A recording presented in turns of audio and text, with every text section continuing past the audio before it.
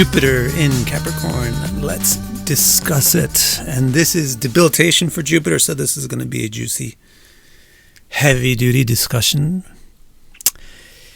We will first of all review what Jupiter signifies, and then we'll introduce what Capricorn is all about so that we can have an intelligent and kind of easier, intuitive discussion about what Jupiter in Capricorn signifies. After we do all that, we'll put a face on Jupiter in Capricorn by mentioning some well-known people who have it. And then we will look at how Jupiter in Capricorn actually functions in actual charts by looking at the charts of 6 of those people. So that's what you're going to get in this video. So don't leave. All right.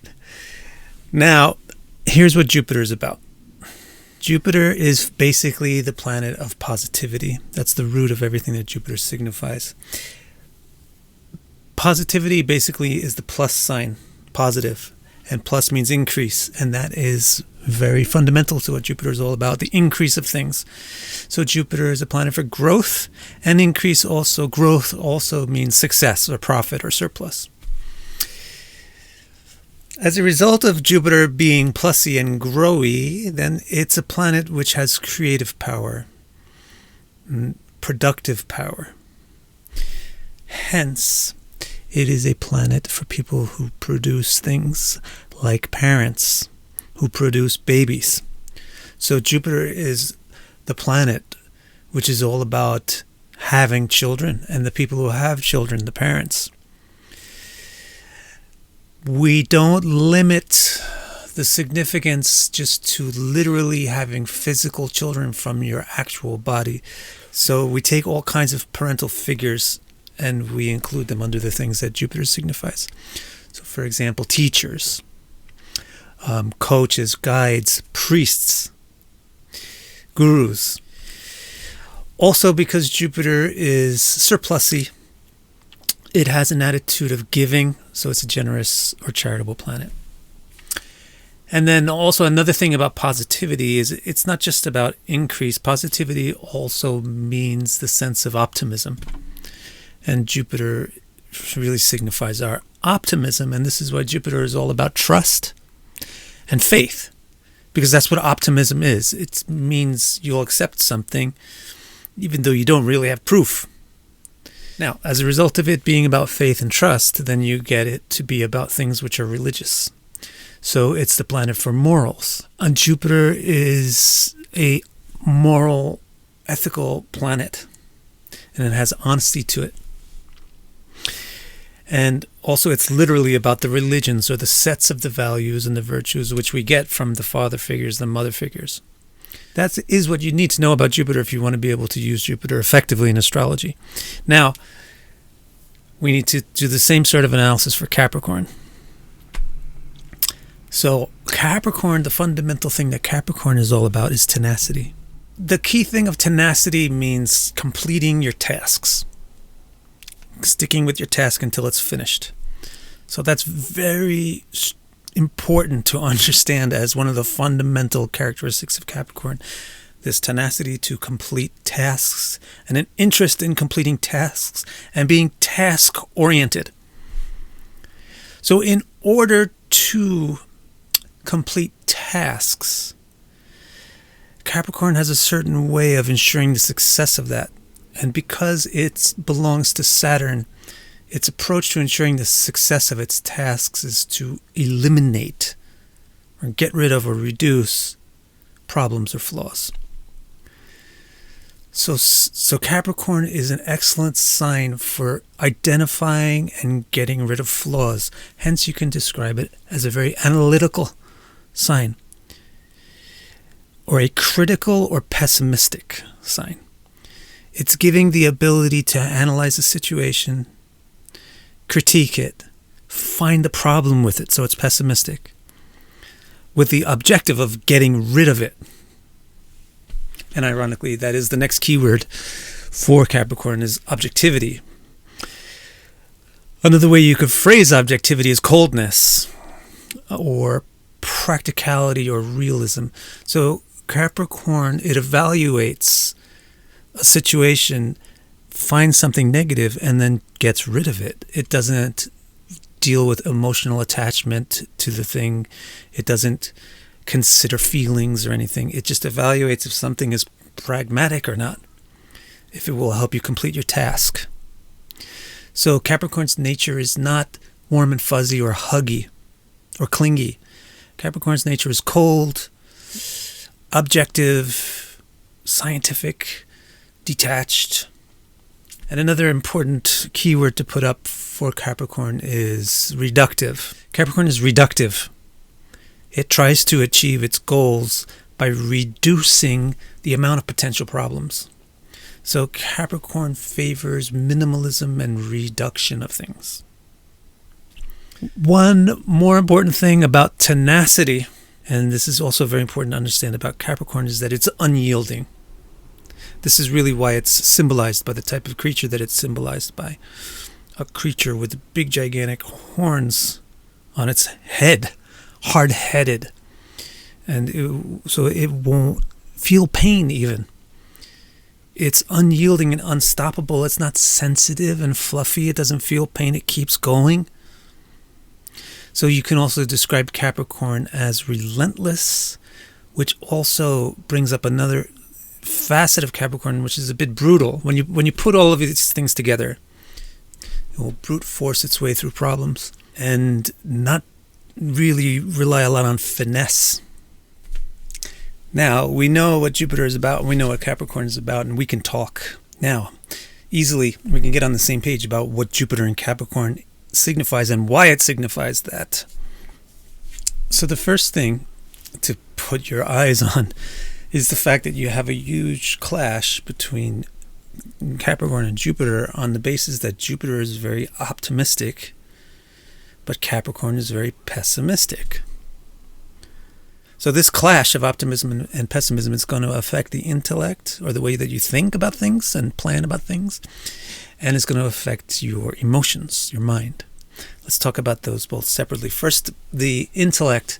The effect of the clash between optimism and pessimism on the intellect. When pessimism in the intellect is the thing that allows the intellect to identify something that's wrong. And optimism in the intellect is the thing that allows it to identify something that's probably right. So when you have these things clashing, the intellect is likely to mix up the rights and the wrongs. So you will wind up with people that have weird logics, convoluted logics, to support very unusual beliefs or attitudes. It also will affect the mind or the emotions, the clash between optimism and pessimism, because optimism is basically kind of what makes you feel happy or hopeful, and pessimism is kind of what makes you feel sad or depressed, hopeless. So also Jupiter in Capricorn inclines a native towards having mood swings. Another thing about Jupiter in Capricorn is that Jupiter is the planet of trust, and Capricorn is the sign for skepticism. So this is just like an extension of the optimism and pessimism. So this clash between trusting and being skeptical affects our ability to trust or distrust wisely. These negative things that we're bringing up, they can be awfully wrong, or they can be just a little bit off. You have to judge the context of the whole chart to see how the spectrum, where on the spectrum the effect will actually fall. Let's look at a third thing about Jupiter and Capricorn. Jupiter is the planet of idealism, right? It's all about our morals. But Capricorn is a very practical place. It's not an idealistic place at all.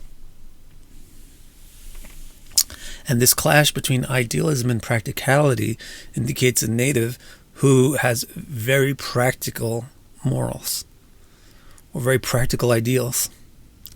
So, for example, Machiavelli is a good example of a person with very practical ideals. He comes up with the idea of the ends justify the means.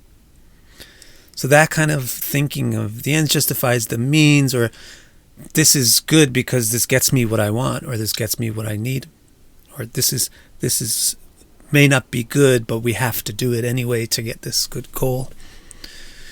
That's the way that Jupiter and Capricorn thinks. Finally, there's one more clash.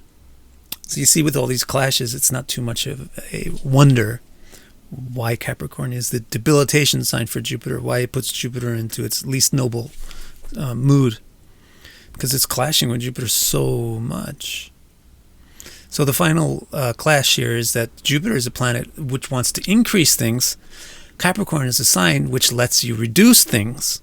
So that clash of increase and reduction, well, it will affect your pocketbook and it will affect your body. The effect that will have on your pocketbook is your finances will fluctuate and you'll find it difficult to really hold on to an increase of things. And the way that it will affect your body is your weight will fluctuate and you'll find it difficult to gain or lose.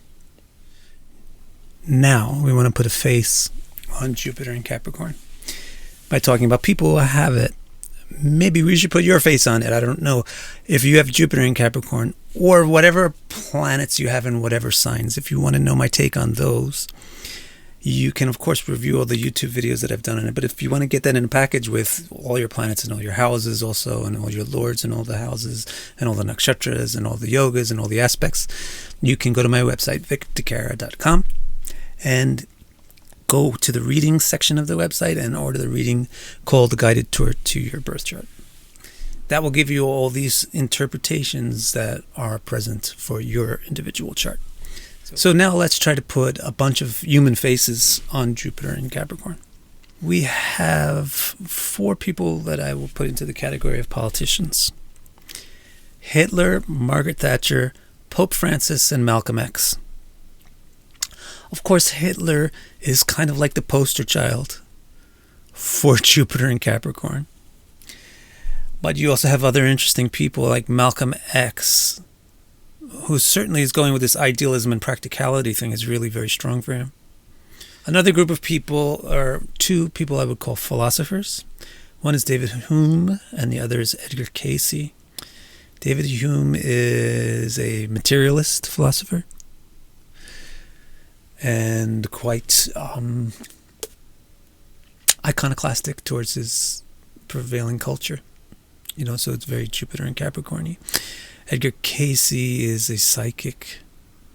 And does Jupiter and Capricorn necessarily make you a psychic? No, it doesn't really make you a psychic, but some of the qualities that he had as a psychic, which perhaps you can see with this trust and skepticism clash, which would be the ability to clearly believe in things that most people just think that's not believable, and also the ability to disregard the most things that people would say, look at these facts. Then we also have several athletes. This is quite interesting, really. Jupiter in Capricorn. We have Cristiano Ronaldo, Zinedine Zidane, I guess that's how you say it, LeBron James, Yannick Noah, a tennis player, and we also have Caitlyn Jenner, formerly Bruce Jenner, and RuPaul. RuPaul is not an athlete, but RuPaul is transgender-y, and so is Caitlyn Jenner, so they're also interesting to mention together. We have millionaires, Mark Zuckerberg and Parag Agarwal, which seems to be a contradiction to the expected effect of the clash between increase and reduction. So it would be great to look at their charts. However, we have no idea of their birth times for either of the 2. We have artists, Walt Disney, Arthur Rimbaud, Oscar Wilde for kind of writers, and Beethoven and Eminem for musicians. And pretty interesting types of people.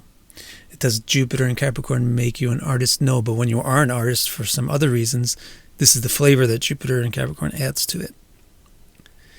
And finally, I will mention the horrific criminal Jeffrey Dahmer, however you say it. Now, as I promised in the beginning, we're going to look in more detail at 6 of these charts. First, let's look at 2 of these politicians. Hitler, I mentioned, is kind of this is the picture in the dictionary next to Jupiter and Capricorn, because his philosophy is so Machiavellian, so weird. So what is it about Hitler? You see, his Jupiter in Capricorn has a huge effect on his moon. But what I think would be more interesting to address is why is it that he's got Jupiter in Capricorn, which is supposed to be debilitating, yet in the sense he's a very successful person. He became the leader of a country. He's a known figure throughout history, etc. How do you get a person who's evil to also be successful in some way? So in Hitler's thing, in his chart, you have his first lord in its own sign, in a Raja Yoga. So that's very important. The first lord is in its own sign and in a Raja Yoga at the same time that the ninth lord is aspecting the ascendant. That's basically verbatim some of the Raja Yogas that we learned from Paladipika recently in our live streams. Another politician which is interesting is Malcom X. One important thing to note with Malcom X is that his Jupiter is X. It's RX, retrograde. So that would also have some impact on changing the normal interpretation of Jupiter in Capricorn. So besides the fact that it's retrograde, why is he so successful, impactful, remembered? First Lord, very bright. This is another principle that we learned from Paladipika recently. His first Lord is Saturn. It's opposite the Sun. It's at full phase. It's as bright as it can get. It is in a Raja Yoga with the ninth Lord, by virtue of the mutual aspect between it and Mercury. Again, that's like straight out of the textbooks. This makes you a politically impactful person. Secondly, his ninth and 10th Lord are in Raja Yoga by mutual reception, because Mercury and Venus are in mutual reception, and Mercury and Venus are the ninth and 10th. So this is yet another Raja Yoga. So does Jupiter in Capricorn make you a very impactful politician with a very important career? No. These Raja Yogas do. But in the chart of a person with these Raja Yogas who also has Jupiter in Capricorn, they become a person whose ends justifies the means. Let's do it now. If it takes violence, then it's violence type of person. I thought the athletes were interesting, so let's have a look at them. Like, what does Jupiter in Capricorn make people an athlete? We'll look at LeBron James. Here's LeBron James's chart. So this chart is not a Jupiter dominant chart. It's a Saturn dominant chart. And that Saturn is dominating the chart from the 6th house, which is a very masculine or athletic house. And that Saturn is the 9th Lord, so he's quite successful. You'll also find, in terms of the indication of athletics, Mars is alone in the 10th house, and the moon is also martial. It's in Aries. And you'll also to support the fact that this person becomes successful, he has a good first house, and that's the basic thing that you want. Right? You want a good first house and a good 9th house to become successful and impactful. So why is his first house good? Because it's being aspected quite strongly by its Lord. So in LeBron James' case, he's wealthy and successful and everything, and Jupiter in Capricorn is not supposed to produce that. And in fact, Jupiter in Capricorn is not producing that in his chart. What's producing that is his 9th Lord and his first Lord. He's athletic. Jupiter in Capricorn is not really supposed to produce athletic people. And in fact, Jupiter in Capricorn is not making him athletic. It's his martial moon, and it's his Mars in the 10th house, and it's his dominant Saturn from the 6th house that's making him athletic and competitive. Let's also take a look at Caitlyn Jenner. This also is not a Jupiter dominant chart. This is a Sun-Moon dominant chart. The first Lord, once again, is in a Raja Yoga. And it's in the 11th house, which is prosperous. And the 10th Lord, the Sun, is on the ascendant. So does Jupiter in Capricorn make a person famous? No. Did it make Caitlyn Jenner famous? No. It's the first Lord being in a Raja Yoga and the 10th Lord being on the ascendant. Jupiter in Capricorn is doing other things in her life. It's not the thing that's making her famous. Does Jupiter in Capricorn make you switch your gender? No, but it does lead to a feeling of dissatisfaction with things. So it does lend to some type of dysphoria. With Caitlyn's case, it's in the 3rd house, which is where the masculinity generates.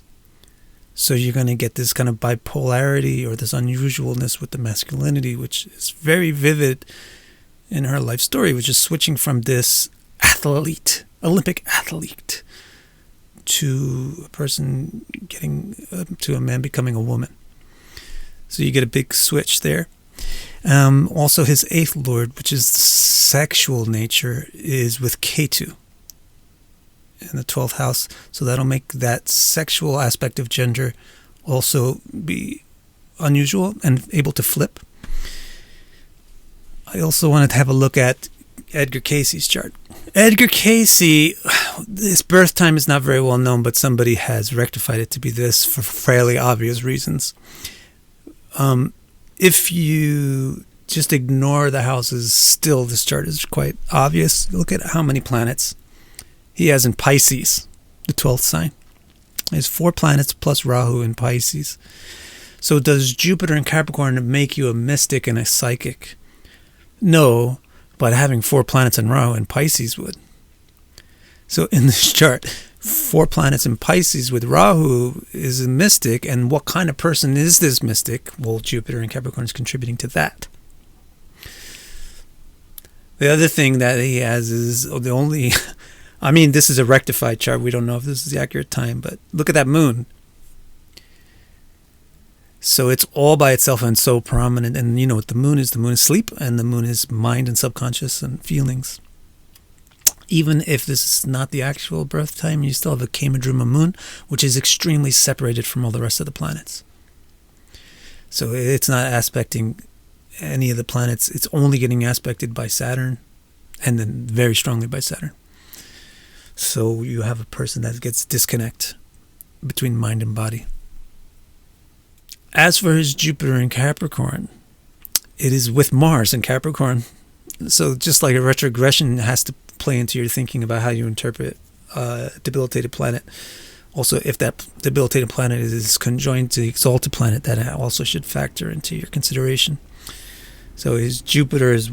His debilitated Jupiter is with exalted Mars, and it's in a house exchange with the owner, right? It's in a house exchange with Saturn.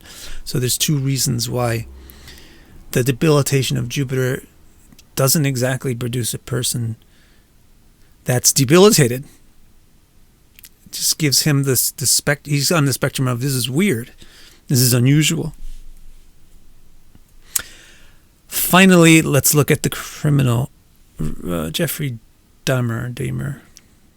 So this guy has got a very Saturn dominated chart. But you can see that he's got his Jupiter in Capricorn with Saturn. So that very Saturn dominated chart is also carrying that very debilitated Jupiter influence. Hence, we see Jupiter Capricorn expectations really come out in an extreme in this person. Same with Hitler, because Jupiter was very close to his moon. He has retrogression for both Jupiter and Saturn. Does Jupiter in Capricorn make you a horrific person like this like this guy? No. But if you have Jupiter in Capricorn in this chart, that does. Part of the reasons that he's so violent is that he has this martialized moon in Aries with Mars in Aries aspecting the ascendant, while having Saturn and Jupiter aspecting the ascendant. I mean, Saturn aspecting the ascendant while it's conjoined with debilitated Jupiter. So that is giving a very malefic person. That's creating a very malefic person. Now, in that context, Jupiter in Capricorn can really expose its full negativity. Thank you for sticking around till the end of the video. Here's playlists for the other videos that I've done on Jupiter and the other signs. And if you hunt around a little bit on my channel, you'll find the other planets and the other signs as well. Don't forget, if you want to find out my interpretation for your planets and your signs, you can go to my website and order this report, The Houses of Life. Thank you very much. I'll see you in the next video.